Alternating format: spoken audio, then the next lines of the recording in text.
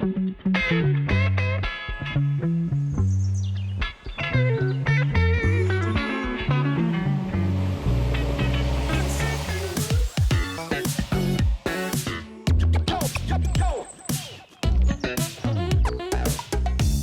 Couëron, les charmes des bords de Loire, ses balades à vélo, son petit port. Couëron, c'est aussi le lac de Beaulieu, les marais, la maison dans la Loire et bien sûr, la tour à plomb. Des richesses naturelles, patrimoniales et historiques incroyables, mais pas que. Couëron, c'est aussi une ville où il fait bon vivre, une ville qui prend soin de ses habitants et de son environnement. Et justement, quoi de mieux pour parler transition écologique que d'aller questionner nos chers Couéronnais sur leur engagement éco-responsable. Je vous emmène donc à la rencontre de Marine, Catherine, Thibaut, Sandrine et Valérie. Tous, à leur manière, contribuent à faire battre le cœur vert de Couëron.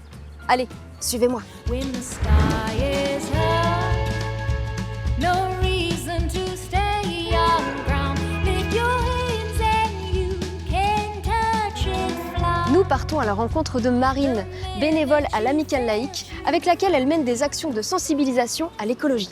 Bonjour Marine. Bonjour. Est-ce que tu peux nous présenter ton association, s'il te plaît? L'Amicale laïque de Couëron Centre est une association d'éducation populaire qui propose des actions et des activités à destination des enfants et adultes couéronnais. Et est-ce que tu peux nous parler des actions environnementales que vous mettez en place? Sur les centres de loisirs, donc il y a 3 axes importants. Le premier, c'est la sensibilisation à l'environnement et la biodiversité de proximité. Avec la création d'une malle pédagogique, on a un deuxième axe qui va être une sensibilisation à une alimentation de qualité, où l'objectif c'est de créer les goûters avec des produits locaux, issus de circuits courts, et puis avec des commerces de proximité. Et le dernier, c'est la préservation énergétique, où on va informer et sensibiliser les enfants sur la préservation des ressources. Super, bah écoute, bravo pour ça et merci beaucoup. L'écologie, une valeur partagée par tous les Couéronnais qui se transmet dès le plus jeune âge. Catherine dirige la crèche associative Les Lapins Bleus, un établissement qui a reçu le label Écolo-Crèche. Qu'est-ce que c'est? Comment ça fonctionne? C'est ce que nous allons découvrir ensemble. Catherine, bonjour. Bonjour. Repas bio au circuit court, activité intergénérationnelle. Ton établissement a reçu le label Écolo-Crèche, un label de développement durable dédié à la petite enfance. Alors, est-ce que tu peux nous dire comment vous avez eu ce label et quelle activité vous avez mis en place?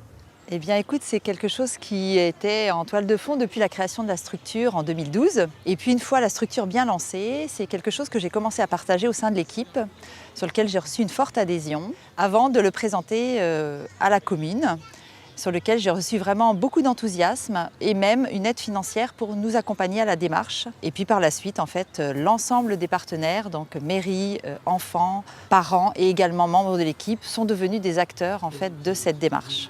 Et alors, est-ce qu'il y a un effet papillon qui fait que les parents des enfants se sentent concernés par ces actions mises en place? Cette sensibilité qu'on a dans le cadre de l'alimentation, de l'hygiène, le fait de ne plus utiliser de vaisselle en plastique par exemple par rapport au repas. Et tout ça, c'est quelque chose où on sent un vrai...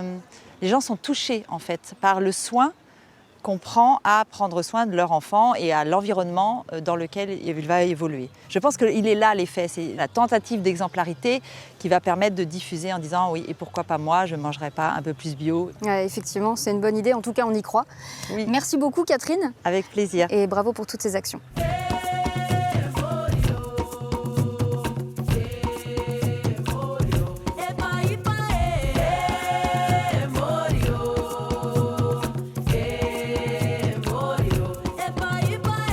Nous avons maintenant rendez-vous avec Thibaut. Il est bénévole à l'association Parasique, engagé dans le développement et la promotion artistique de la scène émergente de Loire-Atlantique. Et apparemment, ils ont une approche responsable. Bonjour Thibaut.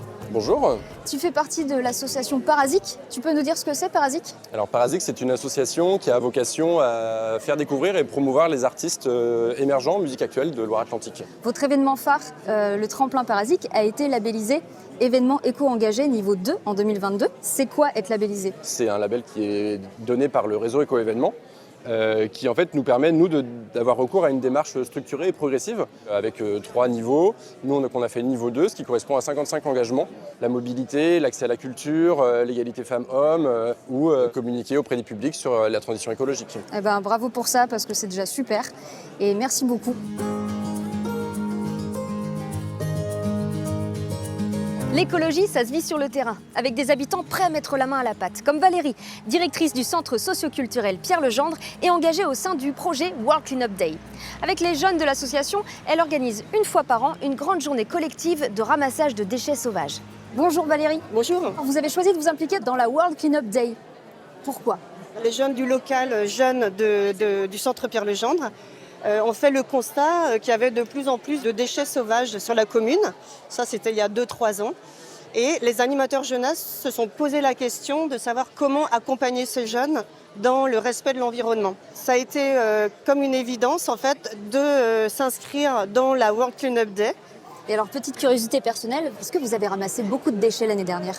Alors, il y a eu 200 kilos de déchets qui ont été ramassés. Voilà. Wow. Ok, merci beaucoup. Bravo pour ce travail conséquent. C'est vraiment les jeunes et les animateurs. All the sirens calling, the crows leave their trees.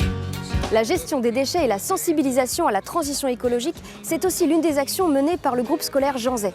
Sandrine, une parent d'élève, est ici avec nous pour nous en parler. Sandrine, qu'est-ce que c'est le groupe scolaire Jean Zay ?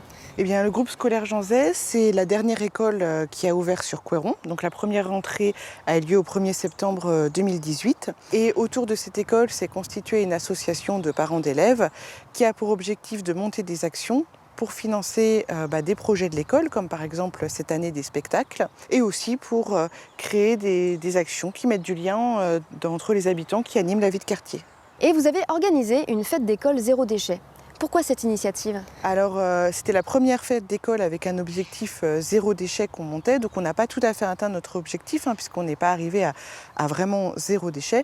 Mais on a mis certaines démarches en place, comme par exemple l'utilisation d'éco-cups plutôt que de gobelets plastiques jetables. Merci Sandrine. Et on espère que ces actions inspireront d'autres acteurs de l'éducation. Got your heart on your sleeve, but the shirt on your back's a bit small. Hey you. Gestion des déchets, ateliers de sensibilisation à l'environnement, événements éco-engagés, crèches responsables, ils sont forts ces Couëronais, non ? Ils arrivent à conjuguer culture, patrimoine, éducation avec environnement et nature. Franchement, on est bien ici, non ?